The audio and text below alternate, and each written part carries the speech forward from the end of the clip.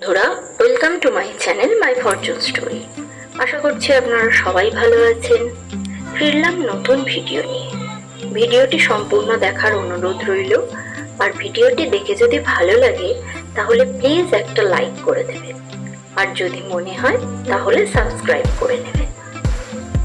আজকে সকালবেলা উঠে রোজই যেরকম নিত্যকর্ম সারি, আমার কিছু নিত্যকর্ম থাকে, সেগুলো সেরে টেরে এসে আমি আর রান্নার দিকে যাইনি। চলে এসেছিলাম, একটা নারকোল ছিল, সেই নারকোলটাকে ভেঙে কুড়িয়ে তারপরে একটা বাটির উপর একটা ঝাঁকনি রেখে তাতে আমি নারকোলটাকে চিপে চিপে তার মধ্যে থেকে দুধ বার করে নিলাম। এই দুধগুলো থেকে আমি আজকে তেল তৈরি করব, আর আপনাদের দেখাবো কিভাবে তেল তৈরি করা যায়। অবশ্য এমন অনেকেই আছেন আপনারা যে ভালো মতোই জানেন নারকোল থেকে কিভাবে তেল বানানো যায়। এটা নতুন কিছু নয়, তবুও আজকে যদি আমি দেখি, যারা নতুন দেখছে হয়তো বা জানে না, তাদের অনেক উপকারে আসবে। এবার একটা বাটিতে আমি একদম গ্যাসে লো ফ্লেম করে দুধটা ঢেলে দিলাম। এই দুধটাকেই এখন আমি নেড়ে নেড়ে শুকনো করব। দুধটা যত কমে আসবে তত দেখা যাবে এই দুধটার মধ্যে থেকে তেল বেরিয়ে আসছে। আসলে দুধটা মরে গিয়ে এই তেলটা সৃষ্টি হয়। এটাকে পুরো নেড়ে নেড়ে নেড়ে নেড়ে করতে হবে। যতটা নাড়া যাবে ততটাই ভালো, কারণ না হলে নিচে ধরে যাবে আর আশেপাশেও ধরে যাবে, আর তেলটা তৈরি করতে খুব অসুবিধে হবে। আর পরে যখন তেলটা বার করবো তখন নিচেটা এতটাই বেশি চাপ হয়ে থাকবে যে তেলটা বার করা কঠিন হয়ে যাবে। তাই জন্য এখনই এটাকে ভালোভাবে নেড়ে নিতে হবে।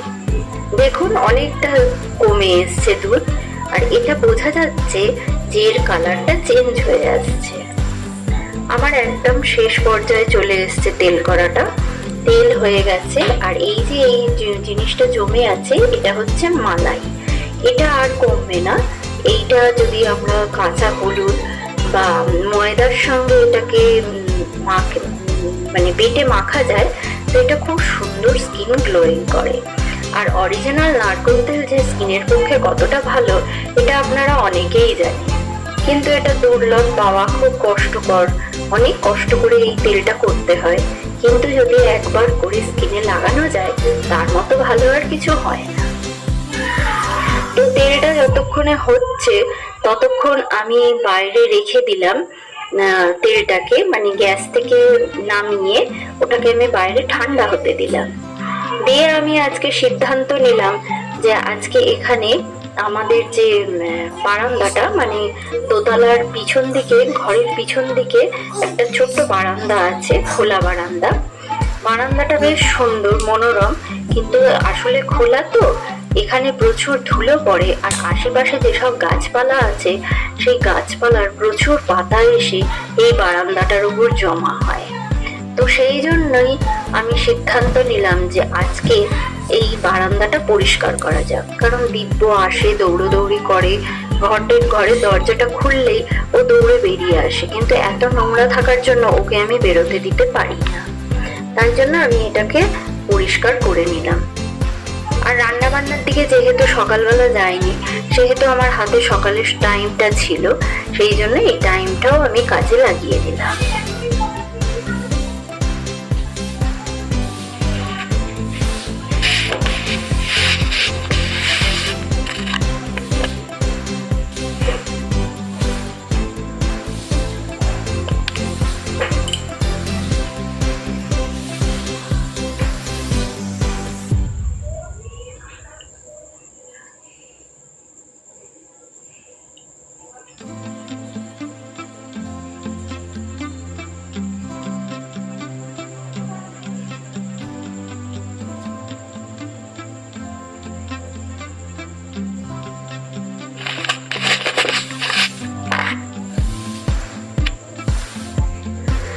আমি নিচে মামনির কাছে দিব্যকে রেখে উপরে ঝাঁট দিতে চলে এসেছিলাম, কিন্তু কোনোভাবে ও টের পেয়ে গেছে যে এখানে যখন মাম্মাম নেই তখন ওপরেই আছে। ও একা একা ওপরে চলে এসে এবার আমাকে হেল্প করবার জন্য ব্যস্ত হয়ে উঠেছে। ডাস্টার নিয়ে আমাকে দিতে যাচ্ছে, আমি বারণ করলাম যে এখানে এসো না, প্রচুর ধুলো উঠছে, তুমি ভিতরে যাও। ও যাবে না, দরজার আড়ালে লুকিয়ে দাঁড়িয়ে রইল। তারপর আবার যেইকে সেই বেরিয়ে ওর ফর্মে চলে এলো। আমি তাড়াতাড়ি কাজটা সারতে চাইছিলাম, কারণ ওকে তাড়াতাড়ি কাজটা না সারলে ওকে ওখান থেকে সরানো যেত না।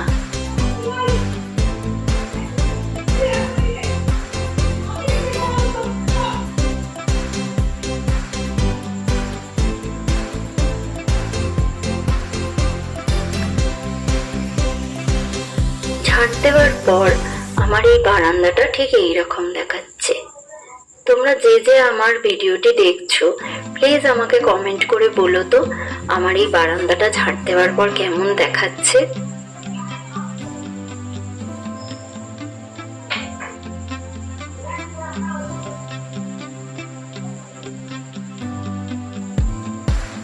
ঝাড় দেওয়া হয়ে যাওয়ার পর আমি বাজারে গিয়েছিলাম। বাজার থেকে একটু আমড়া এনেছিলাম আর কিছু মাছ এনেছিলাম। বাজারে আজকে মাছ বেশি নেই, খুব একটা পাওয়াও যাচ্ছিল না, কারণ হঠাৎ করে নাকি সাইক্লোন শুরু হয়ে গেছে, অ্যালার্ট করে দিয়েছে, তাই জন্য সমুদ্রে যেতে পারছে না আর মাছও ধরা পড়ছে না। তাই যেটুকুনি বাজারে আসছে খুব চড়া দামে কিনতে হচ্ছে। আমি কিনতে গিয়েছিলাম যে একটু ভ্যারাইটিস যদি কিছু পাই, মা কিছুই নেই বাজারে, যা আছে তাই আমায় কিনতে হলো। এই সাইজেরই চিংড়িটা পাওয়া গেল, তাই আমি এই সাইজের চিংড়িটাই নিলাম। আর নিয়েছিলাম পমফ্রেট মাছ, তাও বেশি ছিল না, ওজনে কম হচ্ছিল বলে এই ছোট ছোট ট্যাংরাগুলো ওই মাছ বিক্রেতার কাছে ছিল, সে আমায় এই ছোট ট্যাংরা মাছগুলো দিয়ে ওজনটা সম্পূর্ণ করে দিল।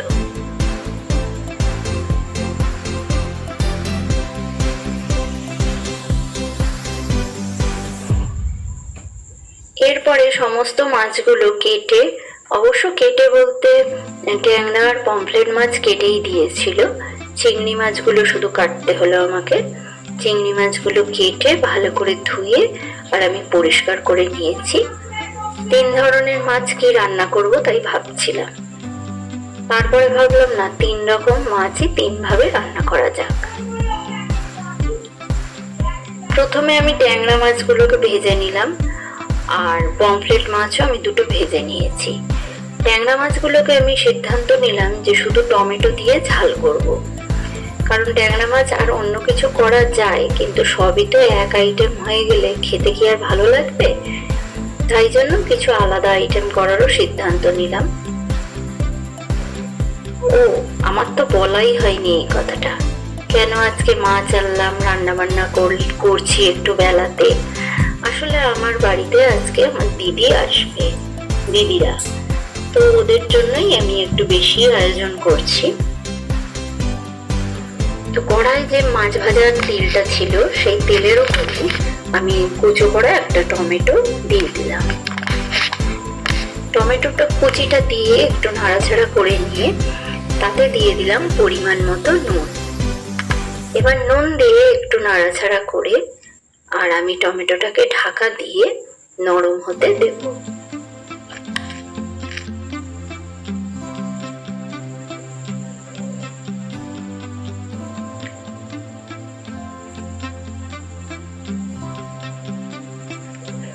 মিনিট 2-3 পর ঢাকাটা খুলে আবার আমি টমেটোটাকে নাড়বো। তো তখন দেখলাম টমেটোটা সিদ্ধ হয়ে গেছে আমার। এবার আমি এতে দিয়ে দেবো পরিমাণ মতো হলুদ। পরিমাণ মতো হলুদ দিয়েও আমি হলুদটা একটু ভেজে নেব, কারণ যে কোনো তরকারিতে আগে হলুদ দিয়ে একটুখানি ভেজে নিতে হয়, না হলে হলুদের কাঁচা গন্ধটা তরকারিতে ধরে নেয়।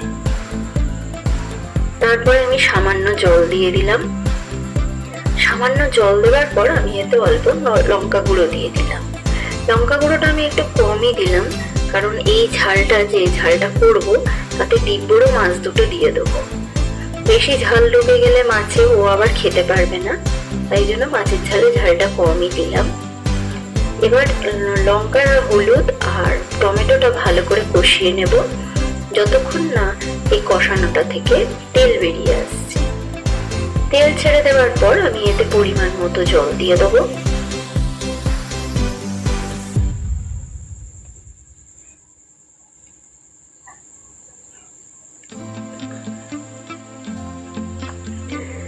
জল দেওয়ার পর এবার এতে ভেজে রাখা মাছগুলোকে আমি দিয়ে দেব।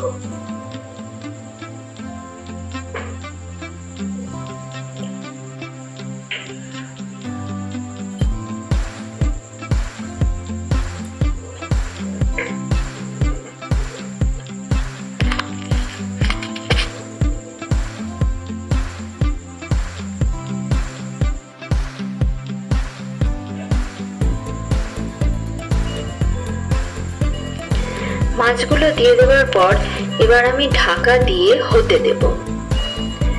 মিনিট 5 পর ঢাকাটা খুলে দেখব এই মাছের ঝালের জলটা শুকিয়ে গেছে। মাছের ঝালটা যেই জলটা শুকিয়ে গেল আমি মাছের ঝালটা নামিয়ে নিলাম। দেখো, এটা একদম প্লেন টমেটো দিয়ে মাছের ঝাল তৈরি। তোমরা যে যে ভিডিওটা দেখছো, এই যে রেসিপিটা আমি শেয়ার করলাম তোমাদের সাথে, একদিন খেয়ে দেখো, দেখবে কত সুন্দর লাগে খেতে। প্লেন মাছের ঝাল, এতে কিন্তু কোনো রকম মশলা নেই, কিন্তু খেতে ভীষণ টেস্টি হয়। এরপর কড়াটা আমি ধুয়ে পরিষ্কার করে নিলাম, নিয়ে তাতে কিছুটা তেল দিয়ে দিলাম। তেলের ওপর দিলাম খানিকটা সর্ষে ফোড়ন। সর্ষেটা যেহেতু ফাটে তাই আমি ওতে ঢাকা দিয়ে দিলাম। সর্ষের যেই একটু আওয়াজটা কমে এলো, তারপর আমি এতে দিয়ে দিলাম কিছুটা চিংড়ি মাছ। চিংড়ি মাছটা দেওয়ার পর একটু এদিক ওদিক করে আমি নেড়ে এটাকে সকে করে নিলাম। এবার এতে আমি কেটে ধুয়ে রাখা আমড়াটা দিয়ে দিচ্ছি।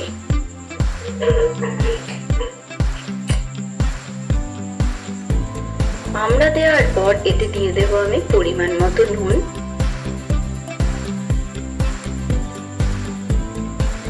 নুনটা দিয়ে আমি মিনিট খানেক ভেজে নেব।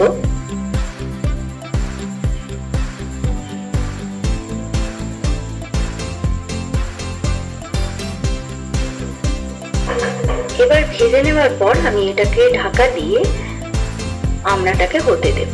ঢাকা খুলে দেখবো আমড়াটা সেদ্ধ হয়ে গেছে। আমড়াটা সেদ্ধ হয়ে গেছে আর আমড়াটা থেকে একটা শাঁস বেরিয়ে আসছে। সেদ্ধ হয়ে যাওয়ার পর এতে আমি দিয়ে দিলাম পরিমাণ মতো নুন আর নুন তো আমার আগেই দেওয়া হয়ে গিয়েছিল। এতে আমি পরিমাণ মতো হলুদ দিয়ে দিলাম আর দিলাম সামান্য পরিমাণে জল, কারণ জলটা না দিলে হলুদটা পুড়ে যাবে। তাই জন্য একটু জল দিয়ে হলুদটাকে আমি নেড়ে চেড়ে আমড়াটাকে ভেজে নিলাম। পরিমাণে আমি হলুদটা একটু বেশি দিলাম, কারণ টকে হলুদের রংটা কাটিয়ে দেয়। একটু পরিমাণে বেশি দিলে টকটা একটু দেখতে ভালো লাগে আর আমার একটু খেতেও ভালো লাগে। তবে এটা আমার ব্যক্তিগত মতামত, কেউ কম হলুদ দিয়েও রান্না করতে পারে, তাতে কোনো অসুবিধা হবে না। এবার টকটাকে আমি নেড়ে ভালোভাবে কড়ার গা থেকে যে আমড়ার শাঁসগুলো লেগে আছে সেগুলো ভালোভাবে কড়াটাকে নেড়ে ধুয়ে নিয়ে এবার চাপা দিয়ে হতে দেব। এর মধ্যেই দেখলাম ওরা চলে এসেছে।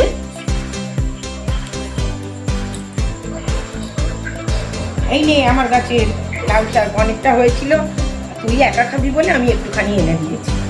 কম করে দিয়েছিস তো? হ্যাঁ, কম করেই দিয়েছি।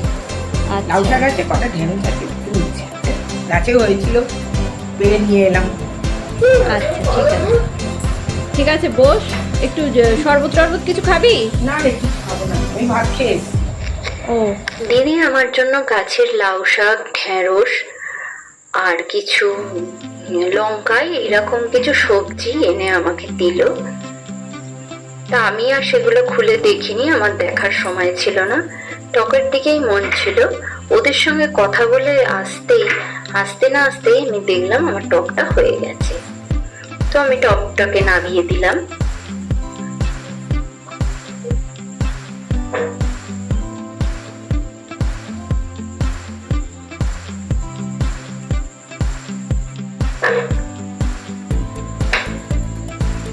আর এই যে দেখুন, আমার চিংড়ি মাছ আমড়া দিয়ে টক একদম রেডি। এরপর আমি কড়াটাকে আবার ফ্রেশ করে ধুয়ে নিলাম। ধুয়ে নিয়ে তাতে দিয়ে দিলাম একটু তেল দুটো চেরা কাঁচা লঙ্কা, একটু কালো জিরে, পরিমাণ মতো নুন, পরিমাণ মতো হলুদ, সামান্য পরিমাণে জল, কারণ জলটা দিয়ে মশলা ভাজলে মশলা পুড়ে যাওয়ার ভয় থাকে না। এটা আমি একটু নেড়ে নিলাম।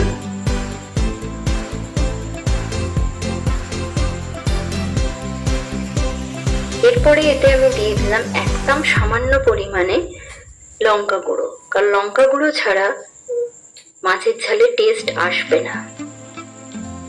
যদিও আমি কাঁচা লঙ্কা দিয়েছি, কিন্তু কাঁচা লঙ্কা আর শুকনো লঙ্কার টেস্ট সম্পূর্ণ আলাদা হয়, তাই দুটো দিলেই এর টেস্টটা অনেক বেশি ভালো আসে। যেহেতু আমি একটু ঝোল রাখবো এই মাছের ঝালটায়, তার জন্য আমি জলটা একটু বেশিই দিলাম।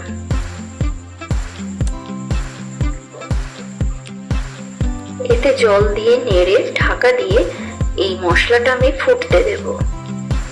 যখন দেখবো মশলাটা ফুটে এসেছে, এবার এতে আমি দিয়ে দিলাম কাঁচা নুন হলুদ মাখিয়ে রাখা পমফ্রেট মাছগুলো।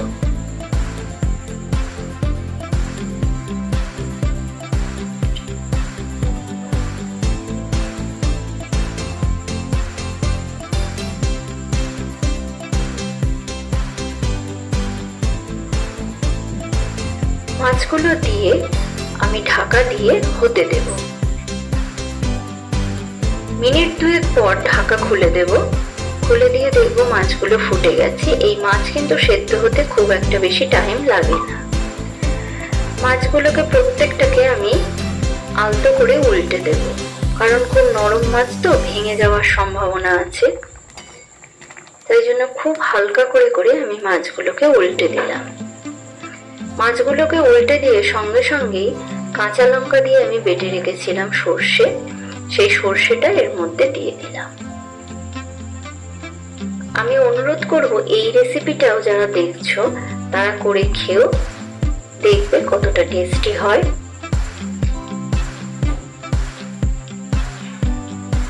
এবার ফুটে এইটা বেশিক্ষণ সময় লাগবে না, মিনিট খানেকের মধ্যেই এটা হয়ে যাবে। হয়ে যাবার পর এতে আমি একটু ওপর থেকে কাঁচা তেল দিয়ে দিলাম, আর এটাকে চাপা দিয়ে আমি স্ট্যান্ডিং টাইমে রেখে দিয়েছিলাম। তো মিনিট 5 পর স্ট্যান্ডিং টাইম থেকে যখন ঢাকাটা খুললাম, তখন আমার এই টেক্সচার এসেছে মাছের ঝালের। এবার আমি মাছের ঝালটাকে ঢেলে নিচ্ছি।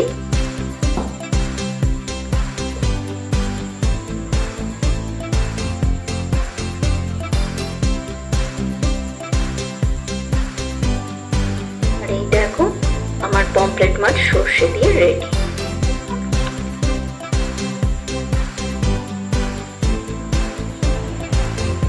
তো চলো আজকে আমরা দেখিয়ে দিই আমাদের আজকে লাঞ্চ মেনুতে কি হয়েছে। লাঞ্চ মেনুতে করেছি আজকে এই যে সাদা ভাত, আর করেছি ট্যাংরা মাছ দিয়ে ঝাল, টমেটো দিয়ে, আর ট্যাংরা মাছের প্লেন ঝাল করেছি। আর আমি দুটো আলু ভাতে রেখেছি, কারণ দিদি দাদার ঘরে খাবে আজকে। তাও আমি তরকারি যা করেছি, মানে ওই মাছের ঝাল ওকে আমি দিয়ে আসবো ওর দাদার ঘরে। আর তার সঙ্গে করেছি এই যে পমফ্রেট মাছ সর্ষে দিয়ে, আর করেছি চিংড়ি মাছ দিয়ে আর আমড়া দিয়ে টক। আর এই যে শেষ পাতে আমি আম কেটে রেখেছি, আম। এই দিয়েই আমাদের আজকে লাঞ্চটা হবে। তো চলো দেখা যাক। এরপর আমি ভাত বাড়তে শুরু করে দিলাম। একটা সুবিধা হয়েছিল, আমি রান্না করতে করতে মেজদি এসে বলল কি করতে হবে। তো দিব্যকে ওই এসে লেবুর রস করে খাইয়ে দিল, তারপরে ওকে তেল মাখিয়ে চান করিয়ে দিল। আমি জলটা রেডি করে দিয়েছিলাম, তারপরে ও কতটা পরিমাণে খায়, কি কি দেবো মাছ টাছ দিয়ে ওকে দিয়ে দিয়েছিলাম। মেজদি খাইয়ে দিয়েছে, তাই জন্য আমি রান্নাটা করেই চান করতে যাওয়ার সুযোগটা পেয়ে গিয়েছিলাম। এইটা অনেক সুবিধে হয়েছিল আমার। আসলে নিজের বোন তো, তাই জন্য এসে বাইরে থেকে আর 1 মিনিটও দাঁড়ায়নি। কি করতে হবে, আমাকে কিভাবে সাহায্য করবে সেই নিয়েই ব্যস্ত হয়ে উঠেছিল। তো আমিও ওকে দিয়ে দিলাম এই কাজগুলো, কারণ আমি একা হাতে এত পেরে উঠতাম না, তাহলে আমার এখন আর ওর সঙ্গে খেতে বসা হতো না, আমার অনেক দেরি হয়ে যেত। তো ও ওই পাশে ওই কাজগুলো করলো, আর আমি রান্না বান্না সেরে রেখে আর স্নান করে নিলাম। ওরও খাওয়ানো হয়ে গেল দিব্যকে, দিব্য শুয়ে পড়েছে, ঘুমোচ্ছে, আর আমি এদিকে ভাত বাড়তে চলে এসেছি।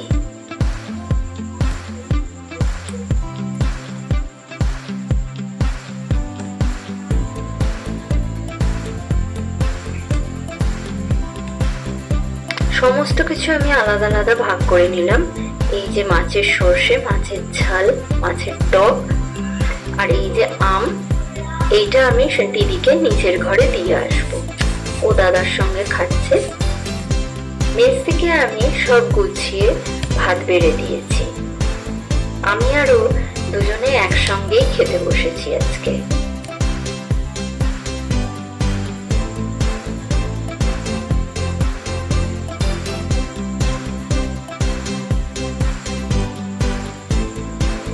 অনেকদিন পর দুই বোনে একসঙ্গে বসে এইভাবে গল্প করতে করতে খাওয়া, অনেক দিন কেন বলবো, অনেক বছর পর হলো। খুব ভালো লাগছিল। সেই ছোটবেলার দিনগুলো কত ভালো ছিল, এখন যেন সবই বদলে যাচ্ছে।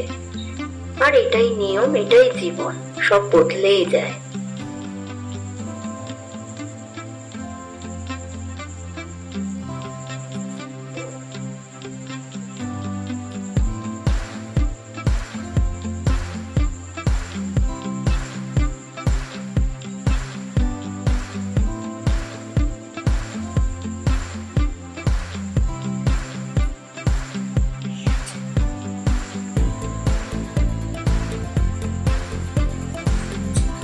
খাওয়া দাওয়া হয়ে যাওয়ার পর আমি গ্যাস মোছা, বাসন মাজা এইসবেই ব্যস্ত ছিলাম।